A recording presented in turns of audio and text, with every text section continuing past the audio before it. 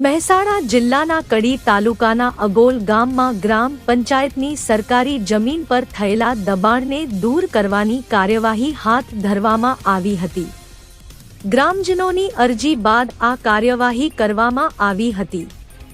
સ્થાનિકોના જણાવ્યા મુજબ દબાણના કારણે વરસાદી પાણીનો નિકાલ અટકતો હોવાથી પાછળના વિસ્તારોમાં પાણી ભરાઈ જતું હતું અને રહેવાસીઓને ભારે મુશ્કેલીનો સામનો કરવો પડતો હતો। વરસાદી પાણીનો સરળતાથી નિકાલ થઈ શકે તે માટે અગોલ ગ્રામ પંચાયત કડી તાલુકા પંચાયતના અધિકારીઓ તેમજ પોલીસના ચુસ્ત બંદોબસ્ત વચ્ચે દબાણ દૂર કરવામાં આવ્યું હતું। તંત્રનું કહેવું છે કે આગામી વરસાદ દરમિયાન પાણી ભરાવાની સમસ્યા ન સર્જાય તે માટે આ કાર્યવાહી કરવામાં આવી છે। કુરેશી સલીમભાઈ હબીબભાઈ મેં અરજી આપેલી હતી, એનો મને કોઈ જવાબ મળ્યો નથી।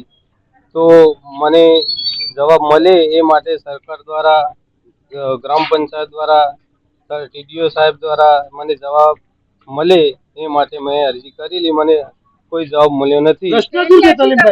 મારો પ્રશ્ન એ છે કે મારે જે મને દબાણની અરજી આપેલી હતી મેં પણ સામે આપી અને મારે કોઈ જવાબ મળ્યો નથી। તો જે મારે સાથે અન્યાય થયો છે અને જે બીજું બાકી દબાણ છે એ દૂર કરવા વિનંતી।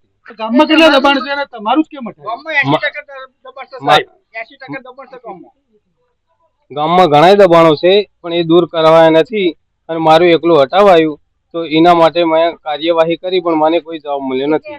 ચંદન ખોટી વાત છે, પણ જે પાછળ ઢેડિયા પડ્યું છે ને અહીંથી પાણી આવે છે ને એ નીકળતું નહીં, એના લીધે પાણીના રોકાણ લીધે જ તોડવામાં આવ્યું છે। એમાં જે 10 નોટિસો આલી એમાં 8 જણાએ સ્વીકારી, એક જ જણાએ ખાલી સ્વીકારી નહીં, 9 જણાએ સ્વીકાર લીધી કે હા ભાઈ દબાણ લીધે કર્યું અને એમને હાલે સ્વીકારવા તૈયાર છે।